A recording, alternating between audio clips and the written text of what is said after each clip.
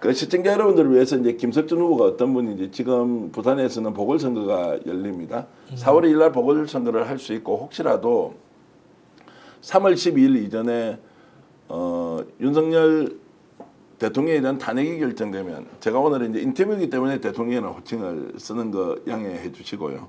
탄핵이 결정되면은 이제 5월 달에 아마도 예, 그렇습니다. 대통령 선거 때 함께 이제 보궐선거가 치러질 수도 있는데 어쨌든 뭐 그거는 정치 일정은 법적으로 이제 정해지는 것이고 자 재선 교육감 하시다가 예. 지난번에 떨어졌습니다. 그리고 하윤수 전 교육감이 이제 대법원에서 최종적으로 벌금형 선고를 받고 보궐선거가 이루어졌는데 이제 두 번 하셨고 한 번 떨어졌는데 왜 이번에 나오시는 건지 예. 이런 좀 궁금증이 있습니다. 예, 일단 이제 떨어지지 않고 3선을 할 수 있었다면은 부산 교육을 한 단계 더 업그레이드 시키고 특히 격변하는 미래에 대한 어떤 교육 대전환을 얘기를 하는데 그런 미래 교육에 대한 준비를 착실히 해왔기 때문에 미래 교육을 한 단계 더 이렇게 발전시키는 이런 꿈을 가지고 있었는데 일단 그것이 좌절되었기 때문에 그리고 하교육감이 정말 뭐 제가 아니더라도 그런 어떤 부산교육 발전을 위한 여러 가지 성과들이 있었으면 굳이 재도전을 할 생각을 안 했을 건데 지난 2년 반 동안 하교육감님이 말 그대로 전시행정 또 불통행정 그래서 일방적으로 지시하고 또 학교를 힘들게 하는 여러 가지 모습들이 있어서 실제로 학교 현장이 굉장히 흔들리고 있고 이러기 때문에 빨리 부산 교육을 정상화, 안정화해야 되겠다라는 생각으로 다시 출마를 결심하게 되었습니다. 특히 이번 이제 보궐선거가 아니고 당선 무효가 됐기 때문에 재선거 다시 선거하라는 건데요. 이 재선거를 해서 교육감이 되더라도 실제 이 인수위원회를 구성할 시간도 없고 또 연습을 하거나 뭐 이런 시간이 없습니다. 바로 선거 다음 날 이 직무에 투입되어서 일을 해야 되기 때문에 그런 면에서 볼 때는 8년간 경험을 갖고 있는 제가 그래도 가장 적임자가 아닐까 이런 생각을 해서 다시 나서기로 했습니다. 주위에서는 두 번 하셨는데 한 번 더 이렇게 또 나오시는 거는 과욕 아니냐 뭐 이런 비판이 있을 것 같은데. 뭐 그런 얘기도 있습니다. 예. 또 나오나 뭐 이런 얘기도 예. 있는데요. 또 달리 생각해 보면 만약에 두 번 했으면 됐지 더 하냐라고 하면 부산에 3선 이상 국회의원이 6명인가 있는데 그분들도 다 집에 가셔야 되겠죠. 예. 그래서 일단 몇 번째 나오느냐 다시 나오느냐가 문제가 아니라 바로 지금 위기에 처한 부산 교육을 제대로 안정화시키고 한 단계 더 발전시킬 수 있는 능력이나 경험 또 어떤 그런 의지가 있느냐가 중요하다고 보고 그런 면에서 저는 다시 한번 이 교육감 일을 해야 되겠다 이런 판단을 했습니다. 네.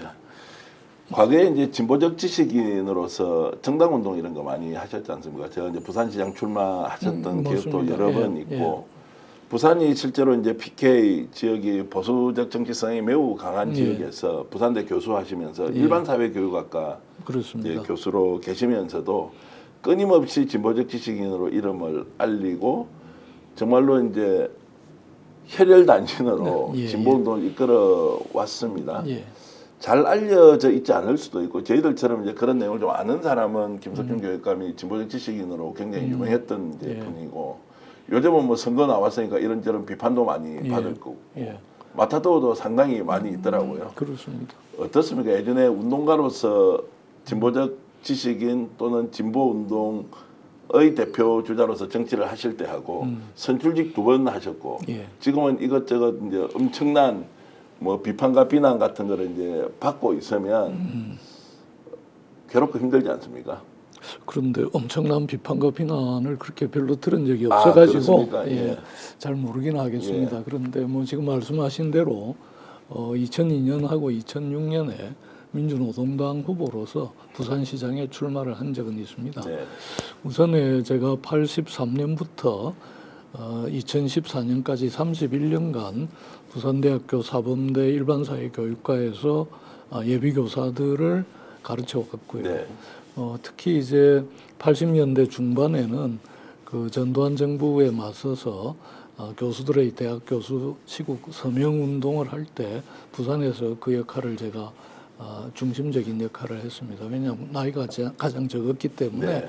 심부름을 열심히 했고요. 그러다가 민주화 교수 협의회라든지 이런 활동을 통해서 대학 민주화에 나름대로 열심히 노력을 했고, 이제 90년대 들어와서는 실제로 아시다시피 이제 노동자 대투쟁 이런 것들이 일어나면서 노동 문제가 아주 심급한 현안 문제로 대두되어서 영남노동운동연구소를 통해서 우리 사회도 이제 선진국처럼 노동운동이 한 단계 더 발전하는 이런 사회로 가야 된다 생각해서 연구자들과 또 활동가들과 함께 노력을 하다 보니까 자연스럽게 진보정당이 필요하다.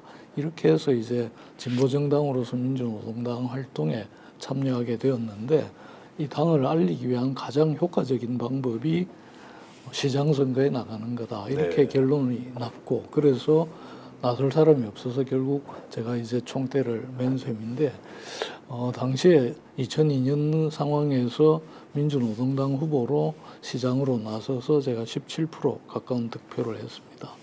그래서 이게 이제 파란을 많이 일으키고 진보정당의 필요성 또 민주노동당의 가능성 이런 걸 알리는 데 큰 기여를 했다고 평가를 받고 있는데요. 그렇게 진보정당 운동을 하다가 2010년 이후에는 이제 사범대 교수로서 우리 학생들에 대해서 더 책임 있게 뭔가를 해야 되겠다 이런 생각을 했는데, 마침 이제 2014년에 교육감 선거에 출마하게 되어서 교육감으로 당선되는 바람에 8년간 교육감으로 일을 하게 되었습니다. 그런데 여러 번 이제 출마를 하기도 했지만 제가 분명히 말씀드릴 수 있는 것은 단 1시간도 휴강한 적이 없습니다. 네. 그래서 주변에서는 뭐 선거에 자꾸 나오니까 폴리패스 아니냐 뭐 이런 지적도 하는데, 제가 선거에는 출마를 했지만 1시간도 빠뜨리지 않고 수업 열심히 했고